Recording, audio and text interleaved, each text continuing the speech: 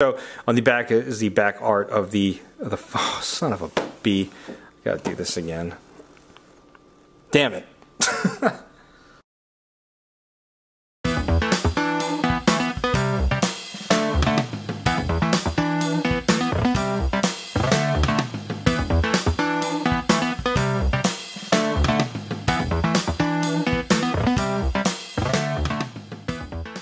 Hey, what's happening? YouTubers are back with a brand new action figure review, or reviews, I should say. But today we're going to take a look at some new McFarlane Toys DC Multiverse figures and some McFarlane Toys digital figures. But basically the theme of today's reviews are classic characters, because over the past 5 years, all anyone's asked for from the DC Multiverse line is, when are we going to get classic style characters? Well, look no further than these two as prime examples. But like we always do with reviews, we started with the box art first. So on the right is your standard McFarlane DC Multiverse box, and you see the Superman DC Classic. So it's classic, guys. It's classic, even though it's based on the Page Puncher's body. But anyways, see the DC Multiverse logo on top. Now on the side of the McFarlane Toys digital box, this is basically based, or I guess the branded DC Direct, not DC Multiverse, even though it's using a DC Multiverse body. But it's the same size and length and width as the DC Multiverse box. To be honest with you, when looking at them side by side, I still prefer this DC Multiverse font and style aesthetic over the digital version. But let me know in the comments below which one you all prefer, the digital box from DC Direct or the DC Multiverse box. And you can see this Green Lantern is based off the Silver Age, so somewhat of a classic aesthetic. And on the back is the, the box art that you see that you're probably going to see in the data file card. But that's enough about the box art of both of these. Let's go and get Superman and Green Lantern out of the box. Alright, here's Green Lantern and Superman out of the box, and before I proceed more with the review, I just want to point something out. This McFarlane Toys digital, wave of DC figures from DC Direct under McFarlane Toys banner is at the $25 price point, whereas the Superman, the DC Classics version, classics quote unquote, is at the $20 to $22 price point. When looking at them side by side, it's really hard to justify the $5 increase, or $3 depending how much, you get this somewhere, wherever, at the base price. But, for $3 or $5 more, it's really hard to justify with that digital code, but it's perceived value. And at this point, I think our price point at McFarlane Toys at some point is going to move to $25, but that's just me. But to get started with the review, let's go and take a look at the classic Superman first. He doesn't come with a base plate. He actually comes with a flight stand, which is always good to see a flight stand come with these figures, because I could always use one. So the way it works, it just clips on like that. And there you go. You can put the figure on the flight stand. So Homer's not going to get hit yet. This classic Superman comes with 3 sets of hands, 6 individual hands total. And the first one we're taking a look at, these are the same hands as the Page Puncher's one, so they're abnormally huge. But the first one we're looking at, the fisted hands. But then he has a set of open hands, which you can use for like flying poses. And the last set we're going to take a look at are like a set of gripping hands. And geez, these hands for the Page Puncher soups are like proportionally abnormal, but it is what it is. And just like all DC Multiverse figures, he comes with a data file card, so it's the same image artwork you saw on the back of the box. And then on the back is the data file on Superman. Feel free to pause it if you want to go ahead and read it. Alright, now let's take a look at the figure itself. I'm going to start with the head sculpt first, and I'm not kidding y'all, I really wanted to like this head sculpt, and with respects to whoever sculpted this, like, I can understand what they're going for, but I don't know what it is. I just don't like this expression on Soups. And to be fair though, this is better than the other smiling face they did with that 2-pack with Ultraman. But I don't know what it is. It just kind of looks like he has an overbite. Other than that, apart from that smile, everything else, the hair sculpt, the little, thing dangling his little bangs right there, everything else looks fine. It's just that smile. I don't know what it is. It kind of looks like if you're going to like the boardwalk or Times Square, like the Superman at Times Square. That's kind of reminds me of. But other than that, apart from the smile, everything else with the head sculpt looks fine. In terms of the rest of the figure, this is essentially just a Page Puncher Superman body with the classic colors. So is it truly classic because the design of the trunks and the boots and the wrists are different from what a traditional classic Superman is? But the funny thing about this is I actually really like the emblem on here. And as I say that, I just notice it now that it does tend to have like a QC issue on the middle of his chest here, but I'm not like some of these reviewers out there that freak out over a QC issue, because I know anytime there's a retail domestic line where they produce thousands of copies of it, one of them is bound to have a QC issue, but it's all good. I do like this emblem the best apart from maybe Action Comics 1000 Supes.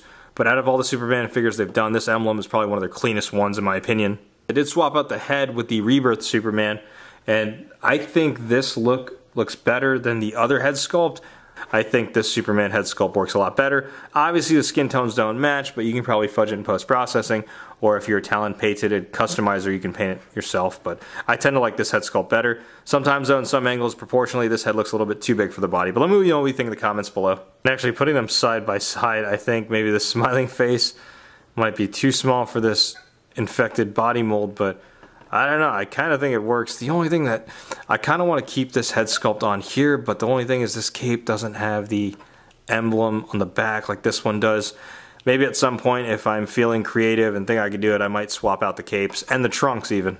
And this last head swap I wanted to try was just to see how Chad's Superman would look on here, and it does look kind of weird because proportion-wise the head sculpt's just too big for this body mold. And just for some quick side-by-side comparisons before we take a look at Green Lantern, I just kind of wanted to showcase this Superman, the classic one, next to some of the main body molds used for McFarlane toys. We have the Action Comics 1000 Superman, which has been used since the very first wave. We have the infected body mold that is the Hush version on this. Then we have the Page Punchers version, and then we have Chad Superman, which is donning the Dark Knight Returns body mold. And I don't know what it is, but these are like the four main body molds that McFarlane Toys likes to use. But I just wish they gave more attention to developing different body molds for Superman specifically, because they do it for Batman all the time. I still have to get the Crisis on Infinite Earth Superman. I think he's sold out individually. Maybe I will pick up the wave. I don't know. Time will tell. But I'm kind of hoping that they're going to reuse that body mold for a classic Superman in the future, because all these attempts haven't really hit. Except, to me, I still like the first wave, even though there are limitations in articulation. He still has that true Superman essence, whereas these almost have it, but they're not quite there. But let me know in the comments below which one you like out of the four of these. Right, now let's take a look at the DC Direct McFarlane Toys Digital Green Lantern. And first things first, we're going to start with the base plate, which is similar to the McFarlane Toys DC Multiverse base plate, but of course you see it says McFarlane Toys Digital. And I kind of do like the different colors, and looks better than the normal DC base plate. So again, Homer, you're not going to get hit this time. Now, in terms of accessories, he has quite a few. He has these two constructs, pieces, effects that we've seen before. I'm trying to remember which figure it's for. Let me know in the comments below if you remember. And then, of course, he comes with a lantern, but the funny thing about this is the handle doesn't rotate. There's no hinge in there like there was in the Alan Scott one, which is what I thought this was a reuse of, but upon further look, doesn't look like it is. Now, Green Lantern comes with an additional set of hands, so 4 individual hands total, but here's the thing. He comes with two additional single hands, but they're for his left hand. So the first one we're taking a look at are fisted hands. So you see the other hand is an open hand for like flying or waving or doing his best King Shark impression. And the other extra hand is a gripping hand, which is meant to grip the lantern. So just like the DC Multiverse figures with DC Direct, it looks like it comes with a data file card. The design is a little bit different than what we see from the DC Multiverse line. So there's the image artwork that you saw on the back of the box. And then on the back is the data file. This is kind of more similar to like the Page Punchers cards that come with the figures. You can go ahead and pause it if you want to go ahead and read it. Alright, now let's take a look at the figure itself. We'll get started with the head sculpt first. And this is a perfect Hal Jordan head sculpt in my opinion. I did have the original one with 2-pack that came with the Green Lantern version of Batman. I'm sorry, it's eluding me off the top of my head. I can't remember the name. But this head sculpt to me looks a lot better in my opinion. It stays true to the source material, but let me know in the comments below which head sculpt you like better, this one or the prior one that came with a 2-pack. And when taking a look at the rest of the figure, it's basically a reuse of the Blue Beetle Booster Gold body mold, which is one of their best body molds. Shout outs to Rick Don from the ACBA podcast. He did call it a while ago that it is one of their best body molds to use, and I totally agree. And we are seeing a lot of classic characters on these body molds, but to me, I think the paint work and the repaint of everything to make it look like the Silver Age Green Lantern came out perfectly in my opinion. Let me know what you think in the comments below. Because it is reusing that body mold, it does have the similar articulation you've seen before, so I'm not going to dive into that, but the ab crunch is somewhat decent on here compared to other figures in the line. And just for some comparisons, here he is standing next to some Green Lantern figures from the line we've gotten before. We have the John Stewart Green Lantern on the left, and the Kyle Rayner Green Lantern on the right, gold label exclusive. This is the original one that had the lime green that not a lot of people liked. The original Hal Jordan that came out a couple years ago in the 2-pack was reusing this body mold, and I know proportionally the arms are way too long on this original body mold, but this is kind of an unpopular opinion, but me personally, I prefer the textured and additional sculpt on the suit as opposed to this classic aesthetic. I know people prefer the classic looks, and there you go. Me personally, I liked the intricate details, but that's just me. Let me know in the comments below which one you prefer, this kind of traditional look with the paint work or the sculpting work that's more intricate. Now it's just kind of a comparison of like a random assortment of Justice League characters and their, you know, somewhat classic traditional attires. So if you want to build out a classic Justice League, depending which version you want, I mean, you can even throw in Shazam in there, but I don't know if you want to do that. But as far as I know, besides Superman, I think this Martian Manhunter is the only one that's ever been listed as DC Classics. Unless there's another one I'm forgetting. If I am forgetting one, let me know in the comments below. So for the folks out there that have been clamoring for a classic Justice League attire or classic DC comic book attire, look no further than this set right here. I know this isn't really classic in terms of aesthetic, but you get the picture.